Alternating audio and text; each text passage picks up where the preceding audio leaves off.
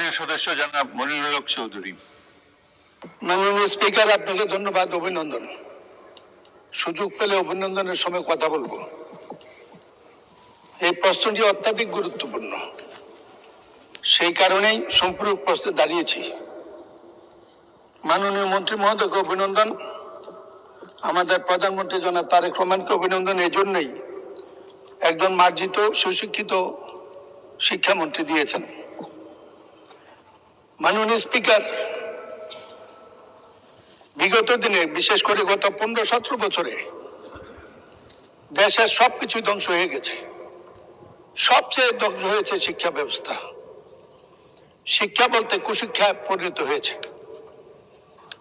প্রাতিষ্ঠানিক দিক থেকে একথা আমি স্বীকার করব, প্রাথমিক শিক্ষা উন্নয়নের জন্য প্রতি গ্রামে সুন্দর সুন্দর স্কুল হয়েছে, যেটাতে একটা কলেজ চলতে পারে। এলজিডি এই ক্ষেত্রে সফল হয়েছে, কিন্তু শিক্ষা ব্যবস্থা উদয় হয়ে গেছে। মাননীয় স্পিকার, উদয় হয়ে গেছে। সকালে আমি উঠি, আমি মনে মনে বলি সারাদিন আমি যেন ভালো হয়ে চলি। উদয় হয়ে গেছে আমার দুনিয়াত, উদয় হয়ে গেছে কোরআন শিক্ষা স্কুল থেকে, যার জন্য নীতি নৈতিকতা ভবিষ্যৎ শিক্ষা দিয়ে জাতি আর ধ্বংসের মুখে।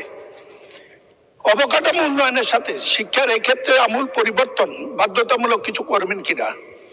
আজকে শিক্ষকদের অনেক মর্যাদা বেড়েছে, কিন্তু স্কুলে ছাত্র নাই। আমি 2-4টা স্কুলে যাওয়ার সুযোগ হয়েছিল সম্প্রতি। একটা স্কুলে যে দেখি শিক্ষক 13 জন, মাননীয় সদস্য ছাত্র আছেন 2 জন। ছাত্র আছে 13 জন, সরাসরি প্রশ্ন করুন। শিক্ষক আছে 13 জন। এই অবস্থা থেকে নীতিগতভাবে পরিবর্তন করার ব্যাপারে উদ্যোগ না নিলে এই শিক্ষা নেই। আমি আবারও বলবো, সরাসরি জানতে চাই দিনিয়াত, কোরআন, মুক্তিযুদ্ধের ইতিহাস, জুলাই যুদ্ধের ইতিহাস বাধ্যতামূলক করে কোন শিক্ষানীতি প্রবর্তন অবিলম্বে করবেন কিনা, এটি প্রশ্ন।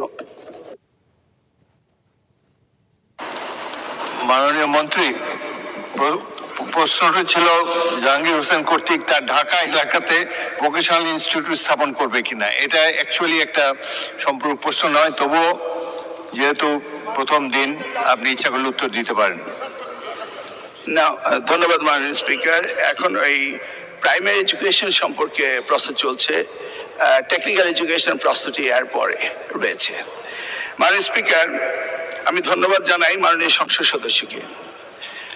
আপনারা সকলে এবং বিশেষ করে আপনি অবগত রয়েছেন, বিগত সময়ে দেশমাতা বেগম খালেদা জিয়ার সময়ে প্রাথমিক শিক্ষাকে সবচেয়ে বেশি গুরুত্ব দেওয়া হয়েছিল।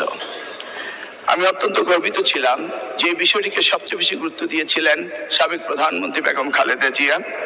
একই বিষয়ে নবনির্বাচিত প্রধানমন্ত্রী তিনি শিক্ষাকে সবচেয়ে বেশি গুরুত্ব দিয়েছেন।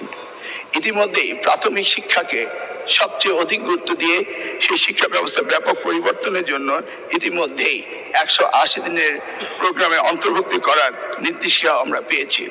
মাননীয় সংসদ সদস্য নৈতিক শিক্ষা, ধর্মীয় অনুভূতিকে সবচেয়ে বেশি গুরুত্ব দিয়েছেন, যেটা ইতিমধ্যেই অবলুপ্ত হয়ে গিয়েছে এবং আমাদের সমাজে দিন দিন অন্যায় বেড়েই যাচ্ছে। সেই জন্য আমাদের মন্ত্রণালয় থেকে ইতিমধ্যেই 9000 ধর্মীয় শিক্ষক নিয়োগের একটি বিষয় বিবেচনা করার রয়েছে। তবে প্রসঙ্গ রয়েছে কওমি শিক্ষার্থীদের সার্টিফিকেট এবং সেই জায়গায় তারা কারিয়ানা শিক্ষক।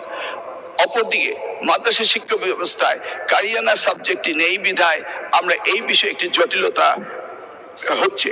তা আমরা আশা করছি অতি শীঘ্রই আমরা এই সার্টিফিকেটের বিষয়গুলো সমাধান করে কারিয়ানা যারা পাস করেছেন তাদেরকে আমরা এই 9000 ধর্মীয় শিক্ষক অর্থাৎ ইসলামী শিক্ষকের ব্যবস্থা করা হবে বলে আমরা সিদ্ধান্ত নিচ্ছি।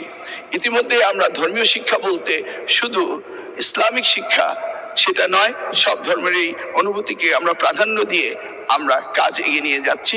মাননীয় সংসদ সদস্যকে অশেষ ধন্যবাদ।